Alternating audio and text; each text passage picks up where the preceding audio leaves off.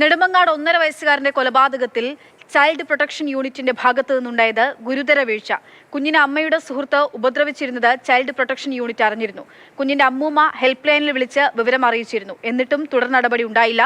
കുഞ്ഞിന്റെ 2 കൈയും മുറിഞ്ഞതിന് പിന്നാലെയാണ് ഹെൽപ്പ് ലൈനിലേക്ക് വിളിച്ചത്.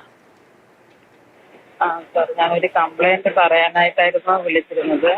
ഞാൻ നിർഭയ വോളണ്ടിയറാണ്. ഇപ്പൊ നിലവിൽ അവന്റെ വീട്ടിലാണ്. അവന്റെ വീട്ടിലെന്ന് പറഞ്ഞാൽ റെന്റിനാണ് പോയിട്ട് താമസിക്കുന്നത്. പിന്നെ കുഞ്ഞിനെ ഏകദേശം 1 മാസത്തോളം ഞങ്ങളെ വീട്ടിലാക്കിയിരുന്നു. വന്ന് കൊണ്ടുപോകാൻ പറഞ്ഞിട്ടൊന്നും കൊണ്ടുപോയില്ല. കാരണം കൊച്ചിന് ഇപ്പൊ 1.5 വയസ്സ് മാത്രമേ പ്രായമുള്ളൂ. ഇപ്പൊ കുഞ്ഞിനെ ഒരു അമ്മയുടെ സ്നേഹവും സംരക്ഷണം കിട്ടേണ്ട സമയമാണിത്. അപ്പോ അവര് വന്ന് കൊണ്ടുപോയിരുന്നില്ല. കാരണം ഇവ മാനസികമായിട്ട് ടോർച്ചർ ചെയ്യുകയാണ് ചെയ്യുന്നത് അവളെ.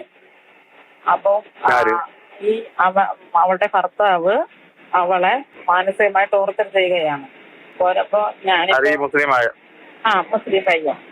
അപ്പൊ ഒരു രീതിയിലല്ല എല്ലാ രീതിയിലും മാനസികമായിട്ട് ഇതാണ്. അപ്പൊ അവള് വിചാരിക്കുന്നത് കുടുംബം അല്ലേ, 2ാമത്തത് മറ്റു പോകണ്ടെന്നായിരിക്കും അവളുടെ മനസ്സിൽ. എങ്ങനെയാണെന്നായിട്ട് എനിക്കറിയില്ല. എന്താ കുട്ടിക്ക് എന്തെങ്കിലും വിഷയമുണ്ടോ? കൊച്ചിന്റെ കാര്യം പറയാനാണ് ഞാൻ ഇത്രയും പറഞ്ഞു വന്നത്. അപ്പൊ ഇന്നലെ എന്റെ മരുമകളെ എനിക്ക് ഒരു ഫോട്ടോയും വീഡിയോസ് ഒക്കെ അയച്ചെന്ന് പറഞ്ഞ് ഞാൻ നോക്കിയപ്പോഴത്തേക്ക് കുഞ്ഞിന്റെ 2 കൈയിലും പ്ലാസ്റ്റർ ഇട്ടൊക്കെയാണ് ചെയ്യുന്നത്.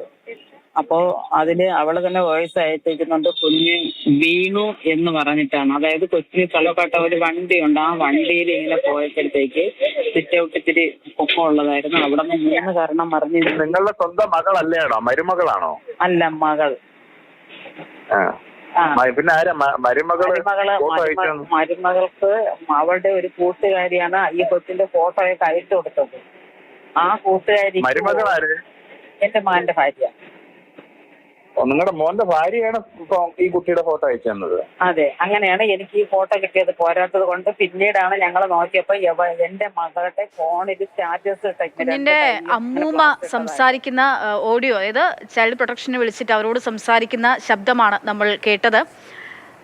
നോക്കൂ, ചൈൽഡ് പ്രൊട്ടക്ഷൻ യൂണിറ്റിനെ നേരത്തെ തന്നെ ഇത് അറിയിച്ചിരുന്നു. നമ്മൾ ആ കുഞ്ഞിന്റെ മരണം സംഭവിച്ചപ്പോൾ, കൊലപാതകം സംഭവിച്ചതിന് ജീവൻ നഷ്ടമാവുന്ന സമയത്ത് എൻ്റെ ആരും ഒന്നും ചെയ്തില്ല.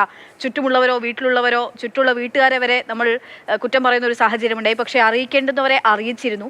ഉത്തരവാദിത്തപ്പെട്ടവർ ഒന്നും ചെയ്തില്ല. ഒന്നും ചെയ്യാത്തതുകൊണ്ട് നഷ്ടമായത് 1.5 വയസ്സുള്ള ഒരു കുഞ്ഞിൻ്റെ ജീവനാണ്.